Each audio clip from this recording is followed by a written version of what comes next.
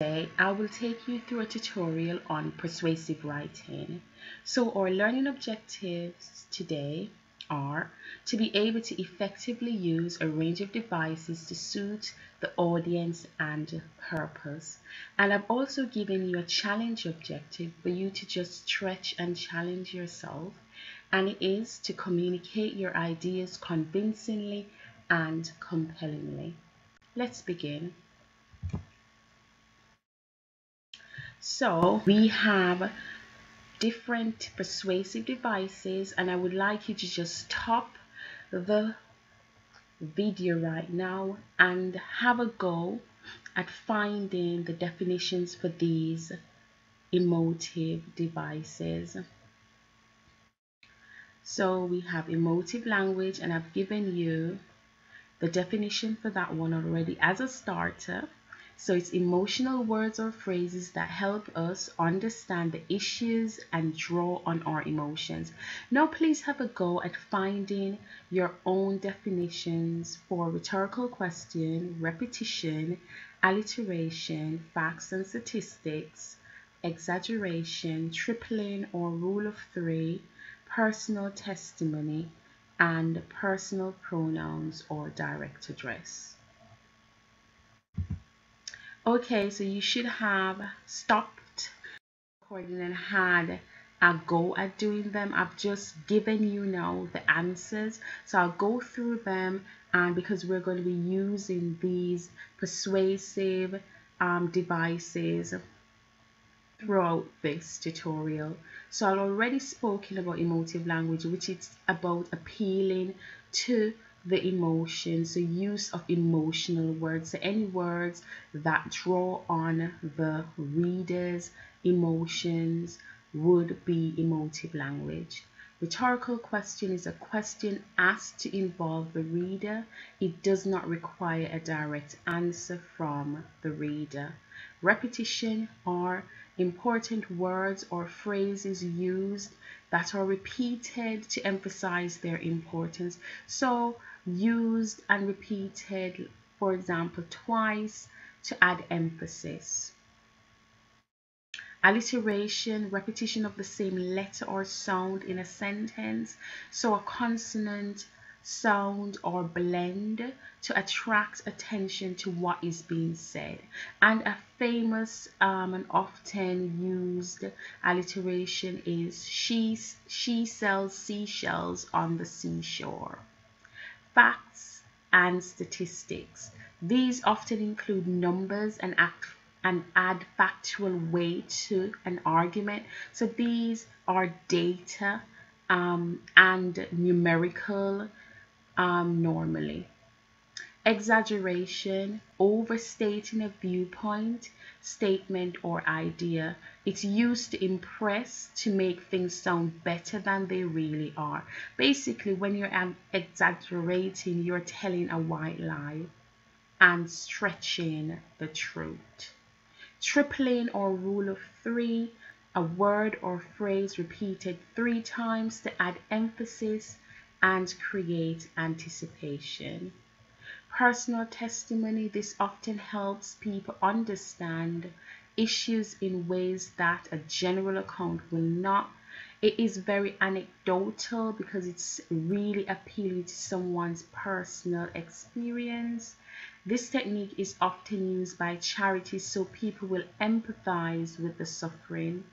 Personal pronouns or direct address, used to draw people into an argument as if they're being spoken to in person. So our personal pronouns like you will appeal to the audience, because if you're saying you should act now, it is really drawing the audience in.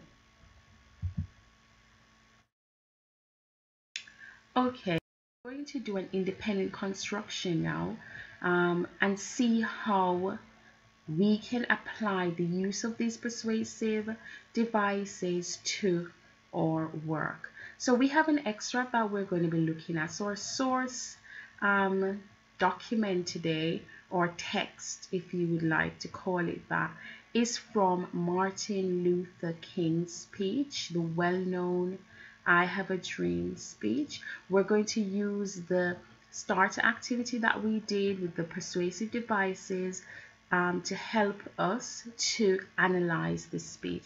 And I like to use the acronym RUN. So we have already identified these devices that we're going to be looking for in this speech. But now we're going to read first, then we're going to underline and make notes. What I will do is I will put a link in the description box below of the Martin Luther King speech, so you can have a copy of it, you can print it and then annotate it. So here is the speech. Then we will go through and look for the devices. I have a dream that one day this nation will rise up and live out the true meaning of its creed. We hold these truths to be self-evident, that all men are created equal. I have a dream that one day on the red hills of Georgia, the sons of former slaves and the sons of former slave owners will be able to sit down together at the table of brotherhood. Already, what you're seeing is a repetition of ideas. So I have a dream is repeated in all of the lines, all of the paragraphs that we're going to be looking at. So that repetition of that dream, that broader idea, this vision for the future is shown. Let's continue. I have a dream that one day,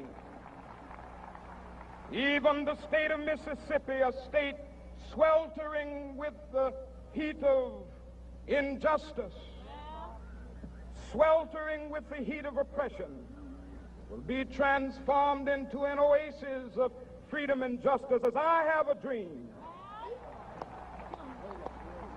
that my 4 little children will one day live in a nation where they will not be judged by the color of their skin, but by the content of their character. I have a dream today.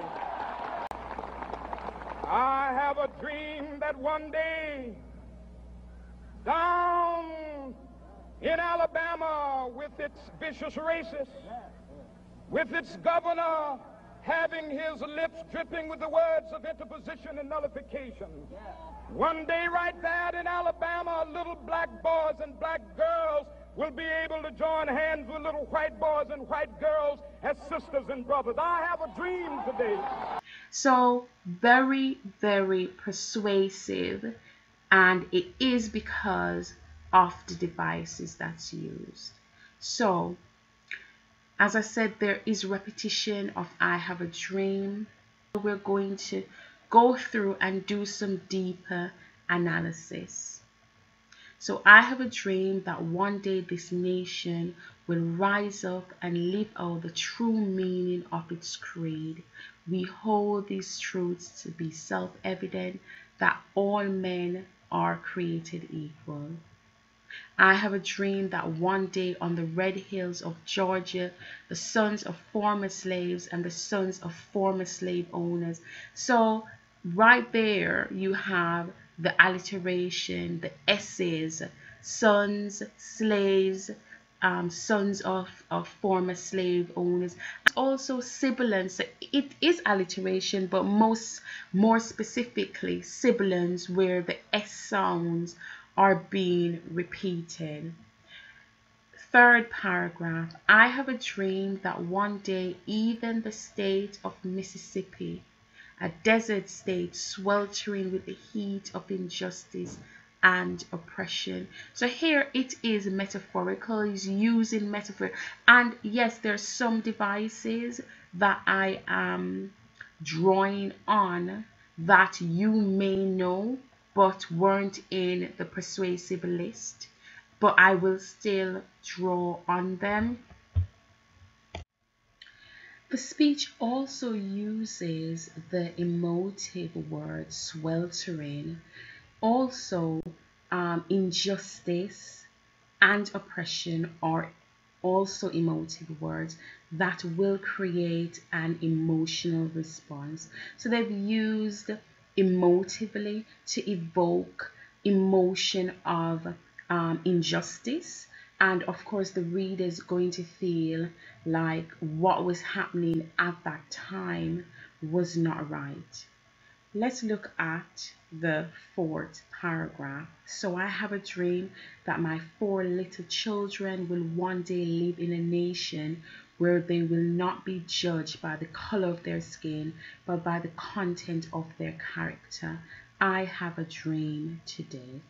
And here again, he's used throughout, he's used in every paragraph so far, he's used his personal pronouns. I, my,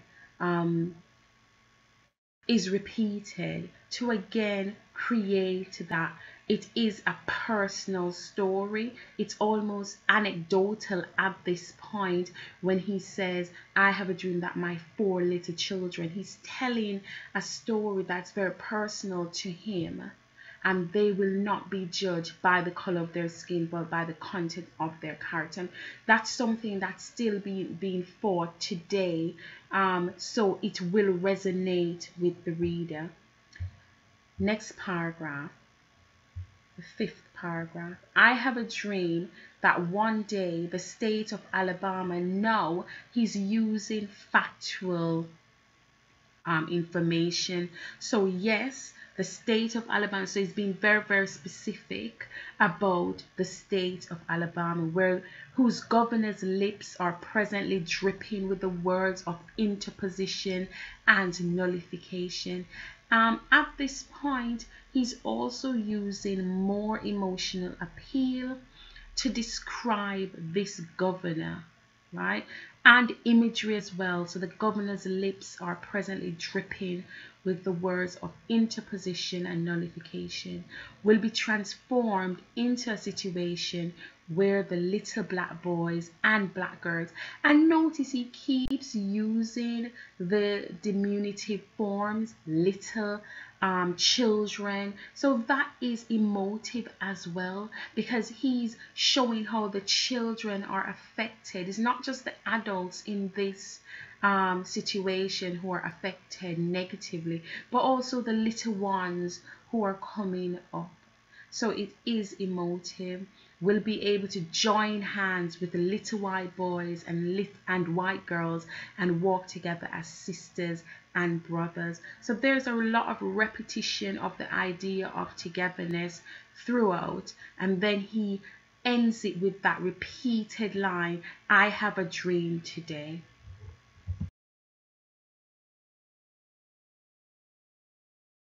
So this is a question I want you to think of after hearing an extract from that famous speech. What would you like to change in the world today? And that's a really big question. So Martin Luther, he wanted to change segregation, he wanted to change oppression, he wanted to change injustice, he wanted to change racism. All these are big. So basically he wanted equal rights and justice for all, and that resonates in every line of his speech, and it then becomes really powerful and persuasive because of that, and the devices that he's used throughout. How can we put in practice? So I've given you a task that I would like you to have a go at. So the task is, you have heard King's I Have a Dream speech. You must now write one of your own for things in our world that you want to change to be presented at an assembly. You need to write, and so I've given you the starter, the starting sentence, or the part of the starting sentence. I have a dream that, and you're going to include 5 different points telling how it would make the world a better place as well. These are the skills And on my pyramid, you can see the scales going up to the top, and you will note that the yellow scale, creating, is going to be our most powerful scale today. So we're going to be creating. We have analyzed, we have evaluated, and I need you to apply and create. So apply what we've gone through and create something. And your task is to create a written speech of your own. So what are you going to think about? You're going to think about your purpose. What is the reason for writing this speech? And it is to make a change. You need a world that is a better place. So you're really going to think about points that you could say and include that would be impactful, that would be powerful. Who's going to be your audience? You're going to present this at an assembly, so it would be teachers and students. And the language that you're going to use, it is going to be persuasive language, and you're going to use some of those persuasive devices from the starter activity. So let's begin creating. So I have given you a model. It's really good to have something to work with. You can magpie, and the concept of magpieing is like a magpie that steals bright objects. They love shiny objects. You can look at this modeled paragraph or modeled piece of writing, and you can magpie bits of it. You're not going to magpie all of it. You're going to maybe say, okay, I like that sentence. I'll use that in my own writing, and then I'll develop on that and add to it.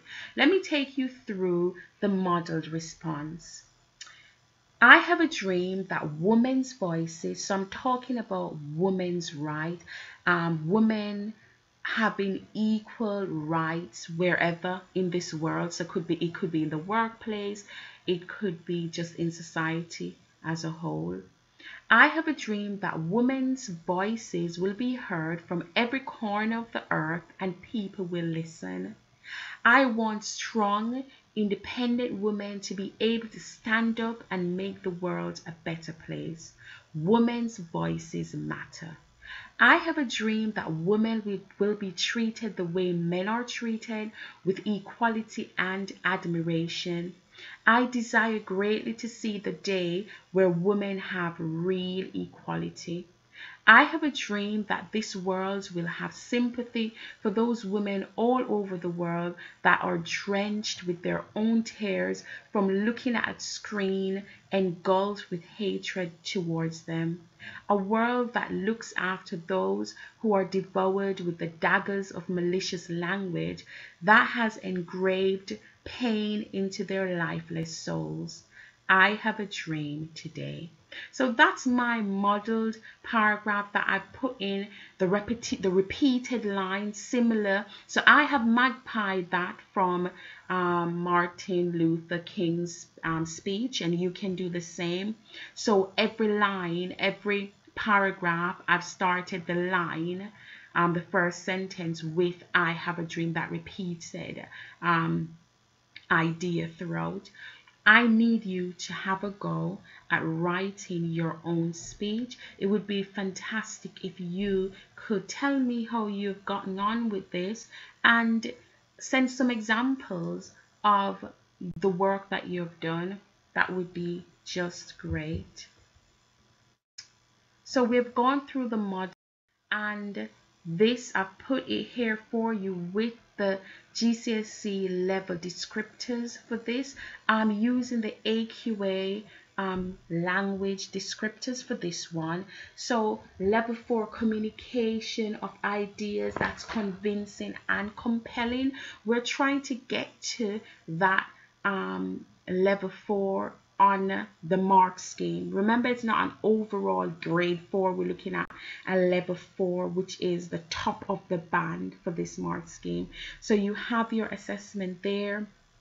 As I've said, I am going to make a link for this page and for the extract that we use. So these two, I'll make a link so you'll have these to work with.